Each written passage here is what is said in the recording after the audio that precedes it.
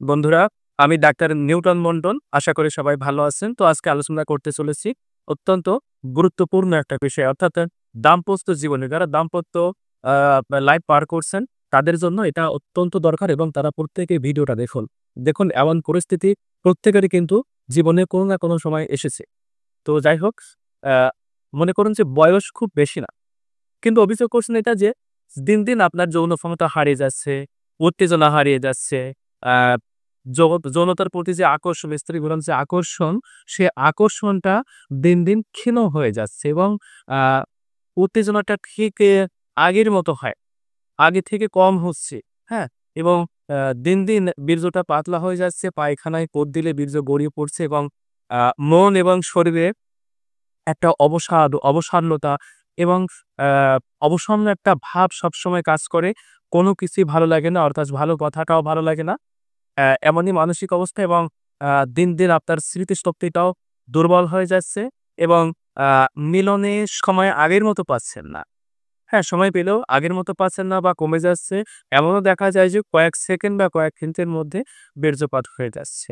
আর আ মিলনের ইচ্ছাটা দেখা যাচ্ছে যে অনেক ক্ষেত্রে হয় না যে মিলনের ক্ষমতা নাই কিন্তু ইচ্ছা আছে। তো অনেক সময় দেখা যাচ্ছে মিলনের ইচ্ছাটাও নাই। ইচ্ছাটাও মন থেকে দূরীভূত হয়ে যাচ্ছে। এরকম হতে পারে। আর দেখা যাচ্ছে যে আ এইসবের মূল্যে কি হয়? অনেক সময় দেখা যায় যে পুরুষ হরমোন কমে দেয়। হ্যাঁ? পুরুষ হরমোনগুলো কমে গেলে ঠিক এই ধরনের শারীরিক মানসিক অবস্থা চলে আসতে পারে। তো এই যখন অবস্থা তখন এখান থেকে উত্তরণের ভালো উপায় আপনি খুঁজছেন এবং অনেক সময় মনে করছে যে আমি ওষুধ খাবো না। ন্যাচারাল কোনো ওয়েতে যদি সুস্থ হওয়া যায় সেটাই বলা। হ্যাঁ, ন্যাচারাল ওয়ে তো অবশ্যই আছে।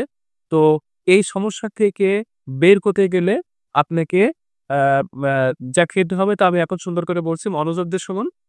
প্রত্যেকদিন সকালে খালি পেট প্রত্যেকদিন সকালে খালি পেটে ২ কোয়া কাঁচা রসুন, ২ কোয়া কাঁচা রসুন এবং ২ চা চামচ মধু একসঙ্গে মুখের মধ্যে পুরে সকালে খালি পেটে খেয়ে ফেলবেন। এভাবে আপনি ১৫ দিন বা ১ মাস খাওয়ার পরে দেখবেন যে আপনার হারানো যৌবন পুনরুদ্ধার হয়ে গেছে। হ্যাঁ? আপনার হারানো যৌবন পুনরুদ্ধার হয়ে গেছে তবে আপনার শরীরেও তো একটু আ শক্তি থাকতে হবে, পুষ্টি থাকতে হবে।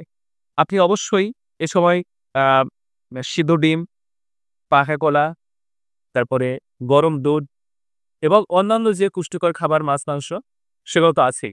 এগুলো খাবেন এবং সব রকমের বদ অভ্যাস ত্যাগ করবেন, ধূমপান ত্যাগ করবেন, বাইরের আজেবাজে খাবার খাবেন না, বাসার পরিচ্ছন্ন খাবার খাবেন এবং সেই সাথে আপনি